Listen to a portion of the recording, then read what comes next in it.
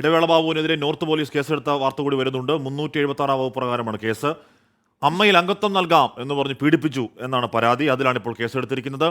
അപ്പോൾ കൂടുതൽ കേസുകൾ, കൂടുതൽ വ്യവഹാരങ്ങൾ വരികയാണ്. ഹേമ കമ്മിറ്റി അതിൻ്റെ ഇമ്പാക്റ്റ് ചെറിയ ഇമ്പാക്റ്റ് അല്ല ഉണ്ടാക്കുന്നത്.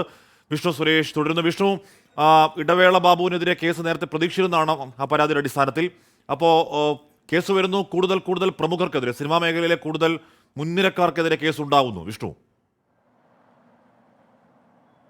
ഹാഷ്മി, 7 പരാതികളാണ് ഈ ചലച്ചിത്ര പ്രവർത്തക നൽകിയിരിക്കുന്നത്. അതിൽ 4 പേർ പ്രമുഖ നടന്മാരാണ്. അതിൽ 3 പേർക്കെതിരെ നിലവിൽ കേസ് എടുത്തിട്ടുണ്ട്. 4 പേർക്കെതിരെ എടുത്തിട്ടുണ്ടെന്നാണ് നമ്മൾ മനസ്സിലാക്കുന്നത്. അതിൽ അല്പസമയത്തിനകം തന്നെ ഒരു കേസിന്റെ കൂടി വിശദാംശങ്ങൾ പുറത്തു വരും.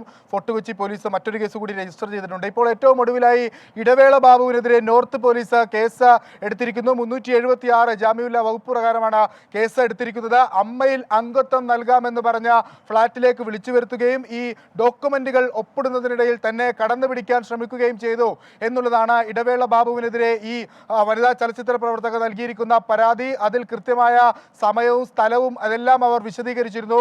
ആ ഒരു പശ്ചാത്തലത്തിൽ വിശദമായ പ്രാഥമിക അന്വേഷണത്തിന് ശേഷമാണ് നിലവിൽ നോർത്ത് പോലീസ് 376 വകുപ്പ് പ്രകാരം മുൻ അമ്മ ജനറൽ സെക്രട്ടറി ആയിരുന്ന സിനിമാ നടനായ ഇടവേള ബാബുവിനെതിരെ നിലവിൽ കേസ് രജിസ്റ്റർ ചെയ്തിരിക്കുന്നത്. ഇടവേള ബാബു ഇതുമായി ബന്ധപ്പെട്ട് നേരത്തെ തന്നെ തനിക്കെതിരെ വ്യക്തിഹത്യ നടക്കുന്നു, തന്റെ അടിസ്ഥാനരഹിതമായ ആരോപണങ്ങൾ ഉന്നയിക്കുന്നതെന്ന് ചൂണ്ടിക്കാട്ടി ഈ നടിക്കെതിരെ DGPക്ക് പരാതി നൽകിയിട്ടുണ്ട്. പക്ഷേ അതിന് ഇതുവരെ ഒരു നടപടിയും ഉണ്ടായിട്ടില്ല.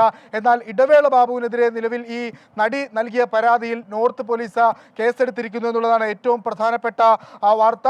മറ്റൊന്ന്, VS ചന്ദ്രശേഖരനെതിരെ കേസെടുത്തിട്ടുണ്ട്, ജയസൂര്യക്കെതിരെ കേസെടുത്തിട്ടുണ്ട്. അതോടൊപ്പം തന്നെ M മുകേഷ് MLA-ക്കെതിരെ 4 പേർക്കെതിരെയാണ് ഈ നടിയുടെ പരാതിയിൽ നിലവിൽ കേസ് രജിസ്റ്റർ ചെയ്തിരിക്കുന്നത്. ഒരാൾ കൂടിയുണ്ട്, മണിയമ്പിള്ള രാജുവിനെതിരെയും കേസെടുത്തിട്ടുണ്ട് എന്നുള്ളതാണ് ലഭിക്കുന്ന പ്രാഥമികമായ വിവരം. ഹാഷ്മി, വിഷ്ണു സുരേഷാണ് കൊച്ചിയിൽ നിന്ന് വിശദാംശങ്ങൾ നൽകിയത്.